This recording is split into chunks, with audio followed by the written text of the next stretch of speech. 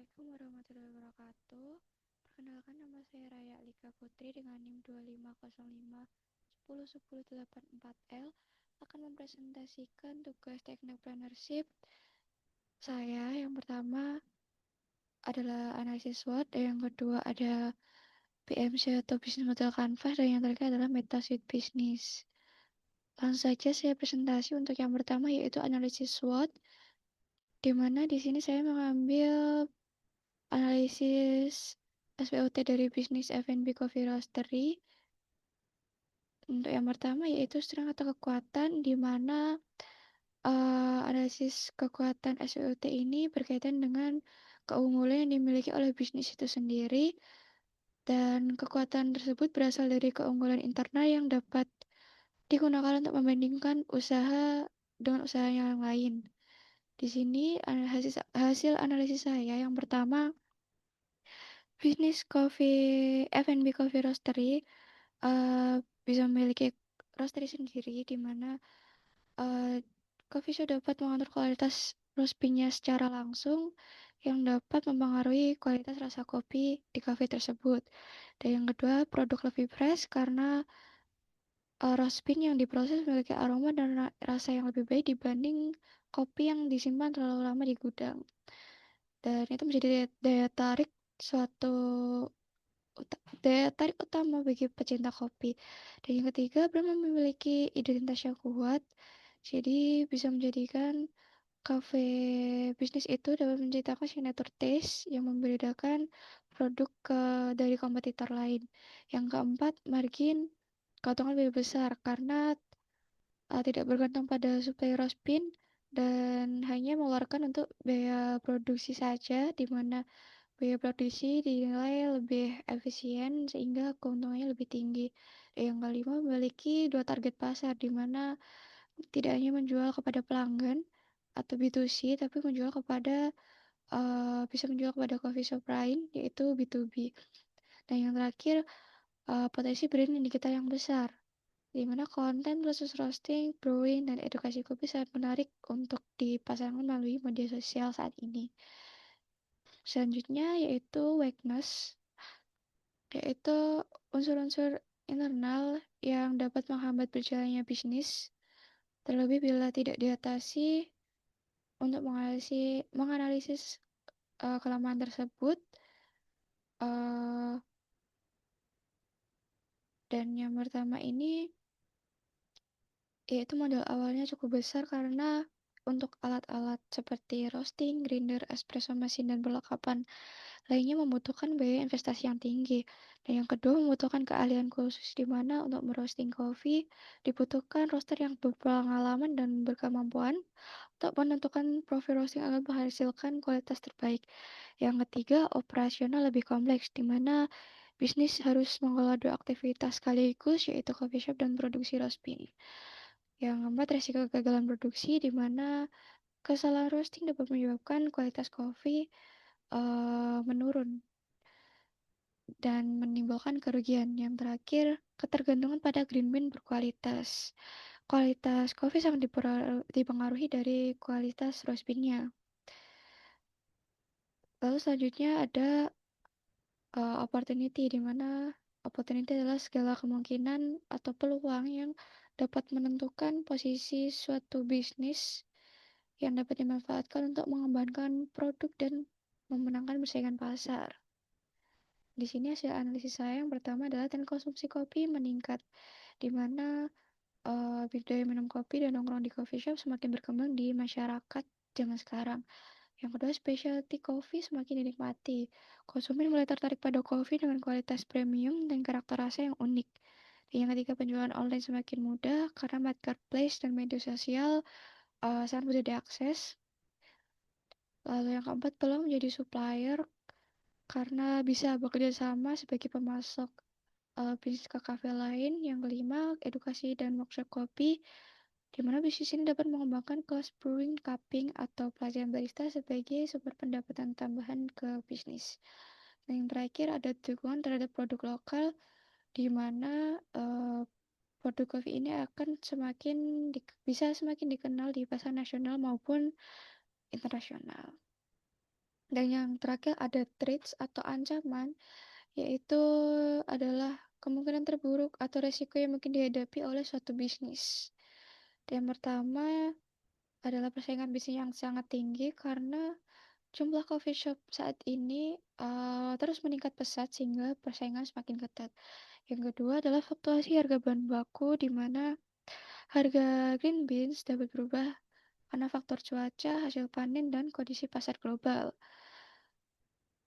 Nah, nomor tiga adalah perubahan selera konsumen, di mana konsumen mulai berpindah ke brand lain yang sedang viral atau populer karena FOMO. Dan yang keempat adalah kompetitor skala besar. Roastery Beans memiliki kapasitas produksi dan distribusi yang lebih luas. Karena itu kompetitornya sangat-sangat berskala besar. Dan yang nomor 5 adalah review negatif di media sosial. Karena dapat mempengaruhi citra bisnis dan menurunkan minat konsumen.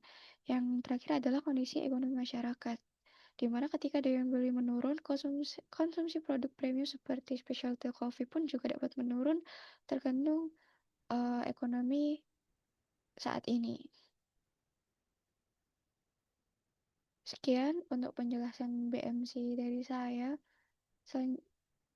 Analisis SWOT dari saya selanjutnya akan saya lanjutkan ke BMC, yaitu Business Model Canvas dengan analisis dari bisnis F&B Coffee Roastery, di mana BMC ini adalah kerangka manajemen dari sebuah bisnis yang dirancang untuk menentukan bagaimana strategi bisnis dapat dijalankan. Berikut ada poin-poinnya, yaitu ada key partners atau mitra utama, di mana ada petani kopi lokal dan memasok green bean. Yang kedua, supplier susu, sirup, dan bahan baku pendukung. Yang ketiga, ada distributor kemasan dan merchandise. Yang keempat, ada platform pengantaran makanan seperti GoFood, GrabFood, Shopee Food. Dan yang terakhir, ada teknisi, mesin espresso, dan roaster. Mitra utama dipilih karena memiliki peran penting dalam menjaga kelancaran operasional bisnis, sehingga kerjasama dengan petani kopi lokal dan memasok green bean menjamin kesetiaan bahan baku yang berkualitas sehingga cita rasa kopi tetap konsisten. Supplier bahan baku uh, pendukung memastikan seluruh kebutuhan produksi terpenuhi, sedangkan untuk platform layanan pemesanan membantu memperluas jangkauan pasar tanpa harus memperluas cabang baru. Dan yang terakhir, teknisi mesin espresso dan roaster berperan dalam menjaga performa peralatan agar proses produksi tidak terganggu. Yang kedua adalah key activity atau aktivitas utama. Di sini ada searching green beans, roasting coffee beans, quality control, dan cupping, pembuatan minuman, penjualan roast bean, pengelolaan media sosial dan digital marketing, pelaksanaan workshop kopi dan pelatihan barista. Aktivitas utama dipilih karena merupakan proses inti yang menciptakan nilai bagi pelanggan. Roasting coffee menjadi pembeda utama dibanding coffee shop biasanya karena menghasilkan karakter rasa yang khas. Quality control dan cupping diperlukan agar kualitas roast bean tetap konsisten. Selain penjualan produk, pemasaran digital dan edukasi melalui workshop menjadi aktivitas penting untuk meningkatkan brand awareness dan loyalitas pelanggan. Yang ketiga ada key research atau sumber daya utama. Di sini ada mesin roasting coffee, espresso mesin, barista dan roaster yang kompeten, resep signature beverage, pen coffee roastery, akun media sosial, tempat usaha, dan fasilitas pendukung. Sumber daya tersebut merupakan aset utama yang mendukung seluruh operasional bisnis, seperti mesin roasting yang memungkinkan perusahaan menghasilkan roast bean sendiri sehingga kualitas produk dapat dikontrol. Lalu ada kompetensi barista dan roaster yang sangat menentukan konsistensi rasa kopi, sedangkan untuk identitas merek, media sosial, dan lokasi usaha menjadi aset strategis dalam membangun kepercayaan pelanggan serta memperluas jangkauan pemasaran. Selanjutnya ada value proposition atau nilai yang ditawarkan, seperti menyediakan kopi dengan roast bean hasil produksi sendiri sehingga lebih fresh dan konsisten. Yang kedua memiliki cita rasa khas yang tidak dimiliki oleh kompetitor. Yang ketiga, menawarkan pengalaman menikmati specialty coffee sekaligus melihat proses roasting secara langsung. Dan yang terakhir, jual beans untuk konsumen rumah tangga maupun coffee shop. Nilai utama yang ditawarkan bisnis ini adalah kualitas dan pengalaman yang berbeda dibanding coffee shop pada umumnya. Dan memiliki fasilitas roasting sendiri, bisnis dapat menghasilkan kopi yang lebih segar, rasa yang konsisten, serta mengeluarkan transparansi proses produksi kepada pelanggan. Selain menikmati minum kopi, pelanggan juga dapat membeli roast bean sesuai kebutuhan pribadi maupun usaha.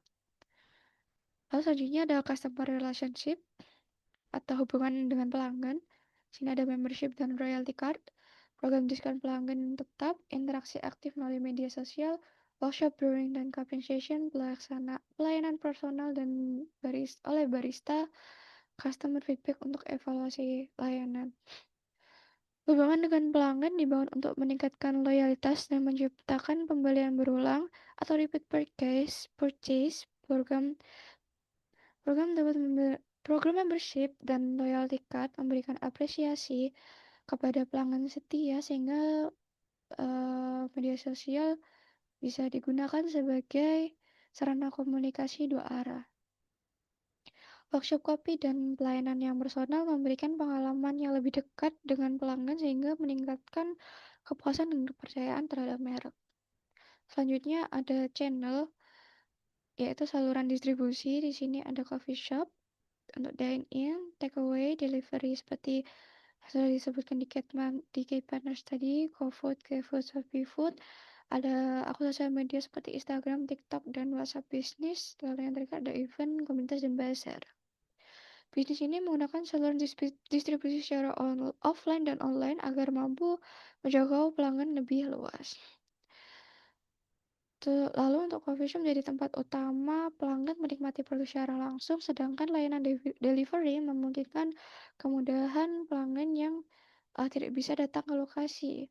Lalu media sosial dimanfaatkan sebagai media promosi dan komunikasi, dan event menjadi sarana memperkenalkan produk kepada calon pelanggan baru. Lalu selanjutnya adalah customer segment, yaitu segmen pelanggan. Di sini ada mahasiswa, pekerjaan kantoran, pecinta specialty coffee, pelanggan rumah tangga yang membeli roast bean, coffee shop yang membutuhkan supplier beans. Segmen pelanggan dipilih berdasarkan kebutuhan pada konsumsi kopi. Masih seperti mahasiswa dan pekerja kantoran merupakan pelanggan utama coffee shop karena membutuhkan tempat untuk belajar dan bekerja maupun bersantai. Dan untuk para pecinta specialty coffee menjadi target pasar utama karena pemasaran kami merupakan produk premium coffee, sedangkan untuk coffee shop lain menjadi target bisnis B2B yang berpotensi memberikan pembelian dalam jumlah besar dan berkelanjutan. Lalu selanjutnya ada cost structure atau struktur biaya. Sini ada pembelian green beans, biaya roasting dan listrik, gaji karyawan dan barista, sewa bangunan, perawatan mesin espresso dan roaster, biaya pemasaran digital, komisi platform delivery, pengadaan kemasan produk. Struktur biaya menunjukkan seluruh pengeluaran yang diperlukan agar bisnis dapat berjalan, seperti pengadaan green beans yang merupakan biaya terbesar karena kualitas bahan baku saat menentukan kualitas produk akhir. Investasi mesin roasting juga membutuhkan biaya perawatan rutin, dan selain itu ada biaya operasional. Pemasaran digital menjadi investasi penting untuk mempertahankan daya saing bisnis di era digital sekarang. Lalu yang terakhir ada revenue stream, di mana sumber pendapatan seperti penjualan minuman kopi, penjualan makanan dan pastry, penjualan roast bean retail, penjualan roast bean untuk B2B, workshop kopi dan kelas barista, dan yang terakhir adalah paket hampers kopi. Pendapatan bisnis berasal dari berbagai sumber sehingga tidak bergantung pada satu jenis produk. Penjualan minuman dan makanan menjadi salah satu sumber pendapatan karena bisa dilakukan setiap hari. Penjualan roast bean baik kepada konsumen, individu maupun coffee shop lain memberikan tambahan pendapatan dengan margin yang lebih tinggi. Lalu untuk workshop kelas barista dan paket hampers juga menjadi sumber pendapatan tambahan untuk memperkuat citra bisnis sebagai coffee roastery yang berfokus pada edukasi dan kualitas produk. Sekian dari saya untuk presentasi PMC atau Business Model Canvas Business F&B Coffee Roastery. Selanjutnya akan saya lanjutkan untuk presentasi Meta Business Suite, di mana saya membuat bisnis bernama Ruban Lab, di mana saya di sini berfokus pada aksesoris kuciran rambut. Langkah pertama yang saya lakukan adalah membuat akun Instagram khusus untuk Globales sebagai media promosi utama. Lalu selanjutnya saya membuat Facebook page. Di mana saya tautkan dengan Facebook saya.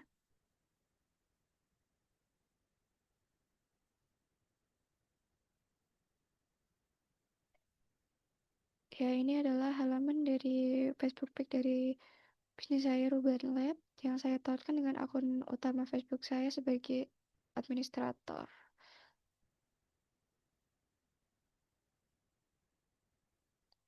Lalu saya menghubungkan dua akun milik saya, yaitu Facebook dan Instagram, untuk manajemen bisnis yang lebih fleksibel sehingga lebih praktis dan efisien.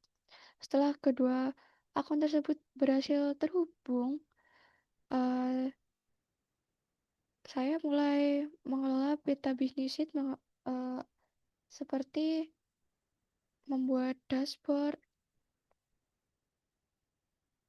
Ini adalah dashboardnya, lalu membuat postingan dan perencanaan postingan. Nah, seperti ini adalah postingan yang sudah saya unggah dan bisa menjadwalkan postingan sesuai keinginan saya. Berikut adalah caranya, yaitu tambah postingan, bisa menambahkan foto produk, lalu deskripsi produk,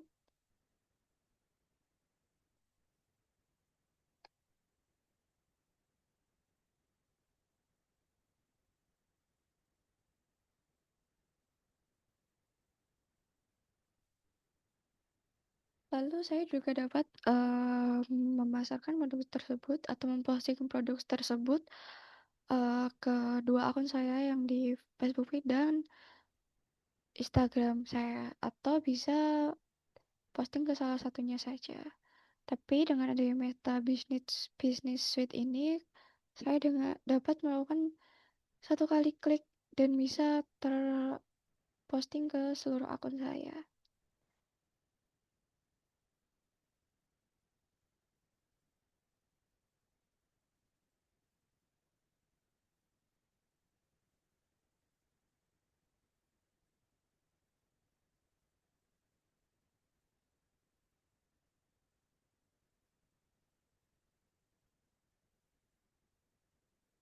Lalu berikut adalah konten yang sudah saya unggah, terdiri dari foto produk saya, yaitu scrunchie atau kuciran rambut, dan terdiri dari beberapa variasi dan motif, dan ada informasi tentang produk-produk tersebut di captionnya, di deskripsinya, dan konten yang lebih, saya membuat konten yang dirancang agar tampilan terlihat lebih rapi dan konsisten.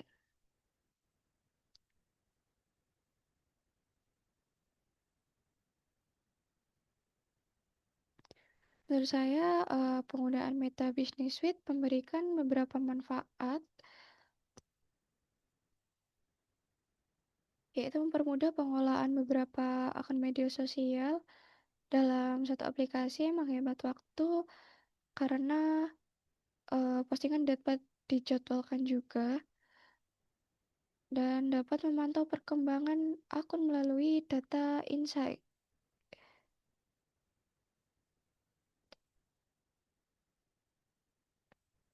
karena ini baru saya posting jadi insight-nya masih kosong.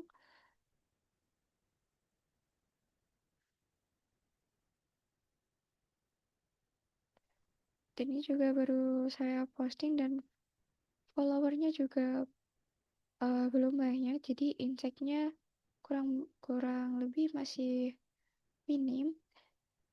Jadi berikut cara mengecek insight-nya, ada tayangan bermisal, ada yang klik tautan yang dapat mengikuti dari postingan ini, semua sudah didetailkan.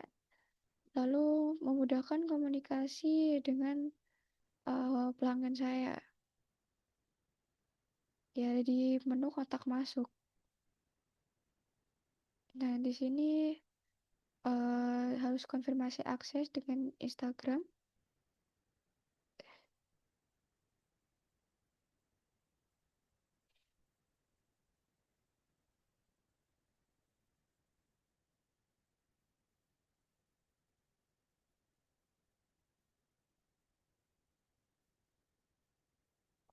dan bisa juga ke WhatsApp ataupun membalas komentar Facebook dan komentar Instagram. Jadi semua dapat terorganisir jadi satu, em, jadi lebih efisien dan